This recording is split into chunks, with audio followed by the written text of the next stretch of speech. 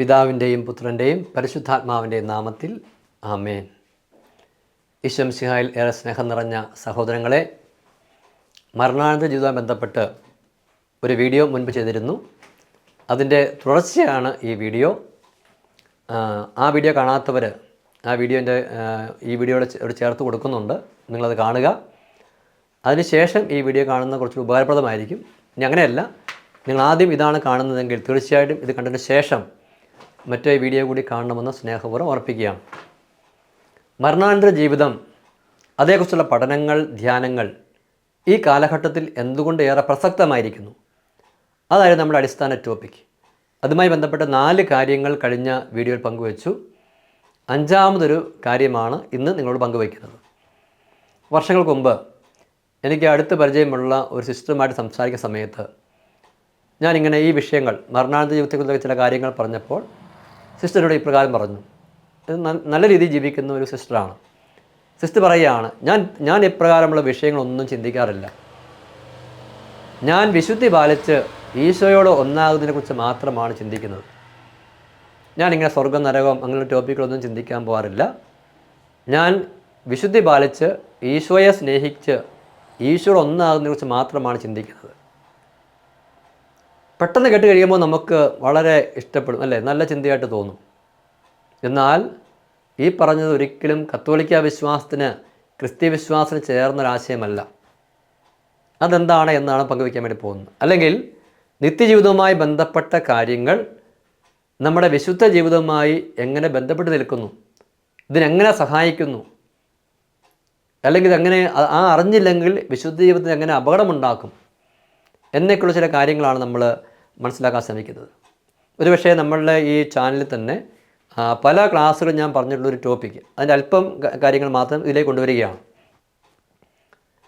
കത്തോലിക്കാ സഭയുടെ മതബോധന ഗ്രന്ഥം 2518, അതിൻ്റെ 17ാമത്തെ ഖണ്ഡികയുടെ ഹെഡിങ് ഹൃദയ വിശുദ്ധീകരണം എന്നാണ്.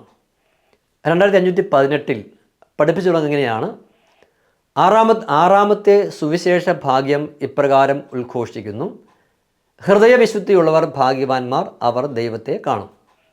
അത് കോട്ട് ചെയ്തിട്ട് തൊട്ടുപിറകെ ഇപ്രകാരം പഠിപ്പിക്കുകയാണ്.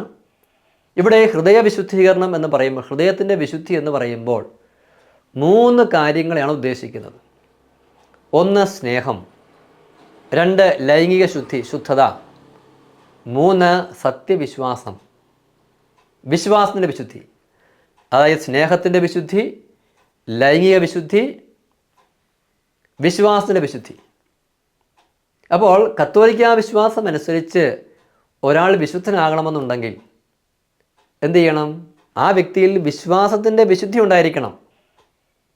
യേശുക്രിസ്തു വഴി പിതാവായ ദൈവം യേശുക്രിസ്തു വഴി വെളിപ്പെടുത്തപ്പെട്ട സത്യങ്ങൾ ഈശോ തിരുസഭയ്ക്ക്, തൻ്റെ ശരീരമായ, തൻ്റെ തുടർച്ചയായ തിരുസഭയ്ക്ക് കൈമാറിയിരിക്കുന്ന സത്യങ്ങൾ, അത് സഭ പഠിപ്പിക്കുന്നത് പോലെ അതെല്ലാം വിശ്വസിക്കണം, അത് പരിപൂർണമായിട്ട് വിശ്വസിക്കണം. അപ്പോഴാണ് വിശ്വാസത്തിൻ്റെ വിശുദ്ധി ഉള്ളത്.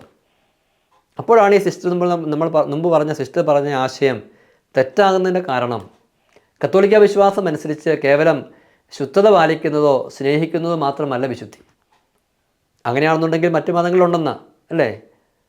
ശ്രീബുദ്ധനെ പോലെയുള്ള ബുദ്ധമതത്തിൻ്റെ ആചാര്യൻ, അല്ല ഹൈന്ദവ മതത്തിലുണ്ട്, മഹാത്മാഗാന്ധി ഉണ്ട്, നമുക്കറിവുള്ള മഹാത്മാഗാന്ധി, സ്വാമി വിവേകാനന്ദനുണ്ട്.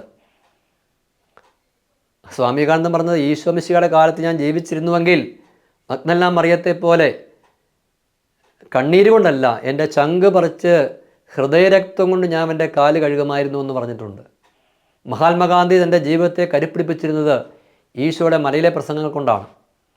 പക്ഷേ എന്നാൽ ഇതൊന്നും അവരെ വിശുദ്ധരാക്കാൻ പോകുന്ന കാര്യങ്ങളല്ല.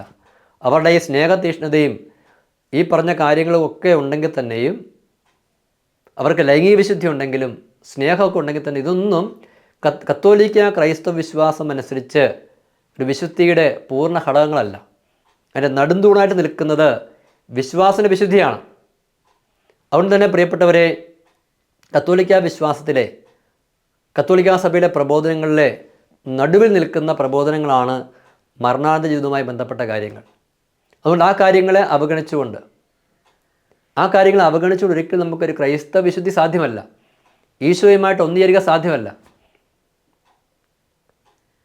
അപ്പോൾ അതുകൊണ്ട് തന്നെ ദൈവം യേശുക്രിസ്തു വഴി വെളിപ്പെടുത്തിയ നിത്യസത്യങ്ങൾ, പ്രത്യേകിച്ച് മനുഷ്യൻ്റെ അന്ത്യങ്ങളുമായി ബന്ധപ്പെട്ട നിത്യസത്യങ്ങളൊക്കെ സഭ പഠിപ്പിക്കുന്ന രീതിയിൽ ഒരു വിശ്വാസി സ്വീകരിക്കുമ്പോഴാണ് ആ വ്യക്തി യഥാർത്ഥത്തിൽ ഒരു വിശുദ്ധനായിട്ട് മാറുന്നത്. ഇത് പ്രത്യേകം ശ്രദ്ധിക്കണം. കേരള സഭയിൽ അനേകം പേര് വിശുദ്ധരാകാൻ വേണ്ടി ആഗ്രഹിച്ചിട്ടും ആ വിശുദ്ധിയിൽ പുരോഗമിക്കാത്തതിൻ്റെ പ്രധാനപ്പെട്ട ഒരു കാരണം ഈ വിശ്വാസത്തിൻ്റെ വിശുദ്ധിയെക്കുറിച്ച് ബോധ്യമില്ലാത്തതുകൊണ്ടാണ്. വിശുദ്ധനാകാൻ വേണ്ടി എന്തെല്ലാം കാര്യങ്ങൾ ചെയ്യണമെന്ന് പറയുമ്പോൾ അവർ കുർബാനയ്ക്ക് പോകണം, കൊന്തയിലണം, പിന്നെ എന്താണ്, സഹിക്കണം, ത്യാഗം ചെയ്യണം, പ്രാർത്ഥിക്കണം. ഓക്കെ, ഇതെല്ലാം ആവശ്യമുണ്ട്.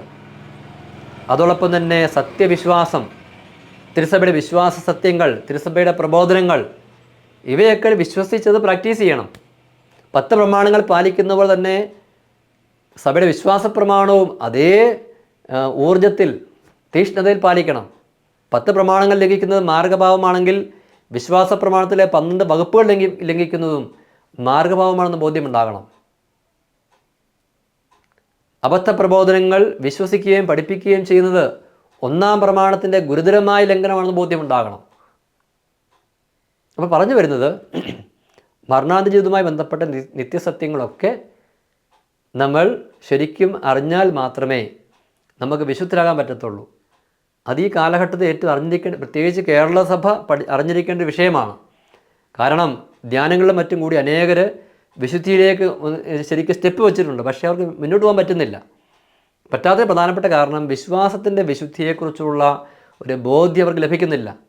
പരിശുദ്ധ കത്തോലിക്കാ സഭയെക്കുറിച്ചോ സഭയുടെ പ്രബോധനങ്ങളെക്കുറിച്ചോ ആഴത്തിലുള്ള പഠനങ്ങൾ, ധ്യാനങ്ങൾ അവർക്ക് ലഭിക്കുന്നില്ല.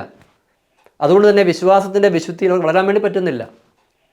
ഇനി ഒരു കാര്യം കൂടി ശ്രദ്ധിച്ചേ, നരകമുണ്ട്, ആ നരകം നിത്യമാണ് എന്ന് നിങ്ങൾക്ക് വിശ്വാസമുണ്ടെന്ന് കരുതുക. വെറും വിശ്വാസമല്ല, കൺവിക്ഷൻ, നല്ല ബോധ്യമാണെന്ന് വിചാരിക്കുക. ചെറിയ കാര്യമാണോ അത്? കോടാനുകോടി വർഷങ്ങൾക്ക് ശേഷമെങ്കിലും നരകത്തിൽ നിന്ന് തിരിച്ചു വരാമെന്നൊരു സാധ്യത ഉണ്ടായിരുന്നുവെങ്കിൽ പോലും ഇത്ര നമ്മൾ പേടിക്കേണ്ട ആവശ്യമില്ലായിരുന്നു. ഒരിക്കലും നരകത്തിൽ ഒരിക്കൽ പോയാൽ ഒരിക്കലും പിന്നെ തിരിച്ചു വരവില്ല. ഇത് ശരിക്കും ഈ ഒരു ഒറ്റ കാര്യം ചിന്തിച്ചാൽ തന്നെ നമ്മൾ ആകപ്പാടെ മാർഗപാപങ്ങളെല്ലാം ഉപേക്ഷിച്ച് സ്വർഗത്തിലേക്ക് ചാടിക്കയറും. ഞാൻ പറയാൻ തുടങ്ങിയ ആശയം എന്താ അറിയാമോ? നരകമുണ്ട്, അത് നിത്യമാണ് എന്ന സഭയുടെ പ്രബോധനം, ആ സത്യവിശ്വാസം നമുക്ക് ശരിക്കും വന്നു കഴിഞ്ഞാൽ നമ്മൾ താനെ ധാർമ്മികരായിത്തീരും, വിശുദ്ധി പാലിക്കും, മാർഗഭാവങ്ങൾ ഉപേക്ഷിക്കും. വിശന്നിരിക്കുന്ന ദാഹിച്ചിരിക്കുന്ന സമയത്ത് നിങ്ങൾക്ക് വെള്ളം തന്നിട്ട്, ജ്യൂസ് തന്നിട്ട് അതിലേക്ക് ആരെങ്കിലും ഫിറിഡാൻ കലക്കിയാൽ ദാഹമുണ്ട് എന്നും പറഞ്ഞുകൊണ്ട് നിങ്ങൾ അത് കുടിക്കുമോ? കുടിക്കുകയല്ല. എത്രമാത്രം ദാഹമുണ്ടെങ്കിലും നിങ്ങൾ അതിനെല്ലാം, ആ ദാഹമെല്ലാം സഹിച്ചുകൊണ്ട് നിങ്ങൾ മരിക്കാതിരിക്കാൻ വേണ്ടി നിങ്ങൾ വെള്ളം കുടിക്കാതിരിക്കും. ഇതിനേക്കാൾ വലുതാണ് ഈ മാർഗഭാവം ചെയ്യുമ്പോൾ നരകത്തിൽ പോകുന്നൊരു ബോധ്യം ലഭിച്ചു കഴിഞ്ഞാൽ പാപങ്ങൾക്കെതിരെ നമ്മൾ കാണിക്കുന്ന ഒരു യുദ്ധം. പ്രിയമുള്ളവരെ, നമ്മുടെ കത്തോലിക്കാ സഭയുള്ള വിശുദ്ധരൊക്കെ ഇപ്രകാരമുള്ള നിത്യസത്യങ്ങൾ വിശ്വസിച്ചതുകൊണ്ടുകൂടിയാണ് അവർക്ക് വിശുദ്ധനാകാൻ വേണ്ടി ഊർജ്ജം കിട്ടിയത്. ഇനി നേരെ മറിച്ച് സ്വർഗത്തെക്കുറിച്ച് ചിന്തിക്കുക. സ്വർഗത്തിൻ്റെ സൗന്ദര്യം, സ്വർഗത്തിൻ്റെ സന്തോഷങ്ങൾ, ആനന്ദങ്ങൾ.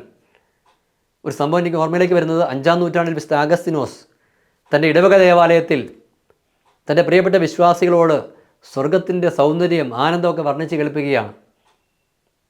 അത് വായിച്ചപ്പോൾ തന്നെ ഞാൻ ശരിക്കും അങ്ങോട്ട് എൻ്റെ ചങ്കങ്ങ് എന്താ പറയാൻ പറ്റുക, എന്തൊരു മാനസികാവസ്ഥയായിരുന്നുള്ളത്. വിശുദ്ധ അഗസ്തീനോസ് പരിശുദ്ധാത്മാഭിഷേകത്തിൽ നിറഞ്ഞ് സ്വർഗത്തിൻ്റെ മഹത്വത്തെക്കുറിച്ച്, അതിൻ്റെ സന്തോഷങ്ങളെക്കുറിച്ച്, ആനന്ദങ്ങളെക്കുറിച്ച് പ്രസംഗിക്കുന്ന സമയത്ത് ആ ദേവാലയത്തിലുണ്ടായിരുന്ന വിശ്വാസികൾ ഉറക്കെ നിലവിളിച്ച് പറഞ്ഞു, ഈ പറയുന്ന സ്വർഗത്തിൽ എനിക്കും പോകണം. ഓ കർത്താവേ, എന്നെപ്പോലുള്ള വചനപ്രഘോഷകർക്ക് ഈ നിത്യസത്യങ്ങളെയൊക്കെ ശരിയായ രീതിയിൽ വിശ്വാസികളെ ബോധ്യപ്പെടുത്താൻ കഴിഞ്ഞിരുന്നുവെങ്കിൽ ഈ വിശ്വാസികൾ എത്രയോ പെട്ടെന്ന് നരകം ഉപേക്ഷിച്ച് സ്വർഗത്തിലേക്ക് ഓടിയെടുക്കുമായിരുന്നു. വെളിപ്പെടാനിരിക്കുന്ന മഹത്വത്തോട് തുല്യം ചെയ്യുമ്പോൾ ഇപ്പോഴുള്ള കഷ്ടതകൾ തുലവും നിസ്സാരമാണെന്ന് നമ്മൾ അറിയും. പ്രിയമുള്ളവരെ,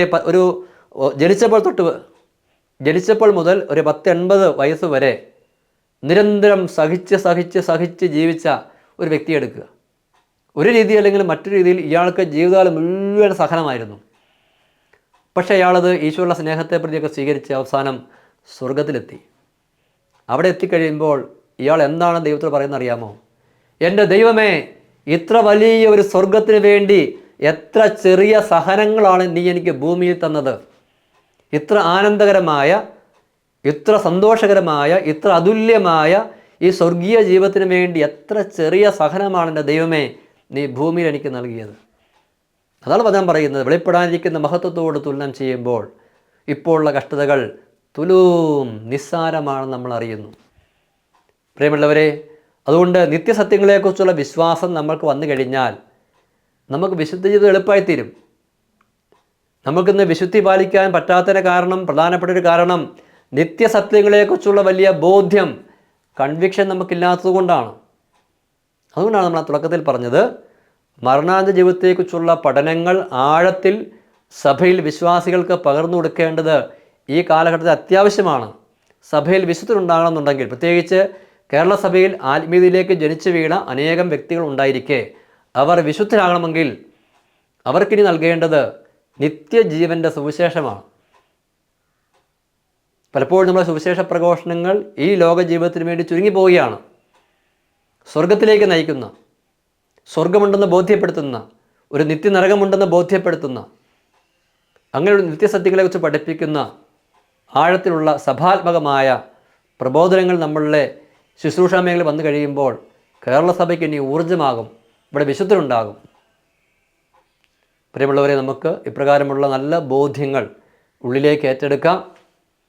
സഭയുടെ സത്യവിശ്വാസം ആഴത്തിൽ ജീവിച്ച് നമുക്ക് വിശുദ്ധരാകാം. അതിനുവേണ്ടി സഭയുടെ നിത്യസത്യങ്ങൾ, പഠിപ്പിക്കുന്ന സത്യസത്യങ്ങൾ നമുക്ക് ഹൃദയം തുറന്ന് ഉള്ളിലേക്ക് സ്വീകരിക്കാം.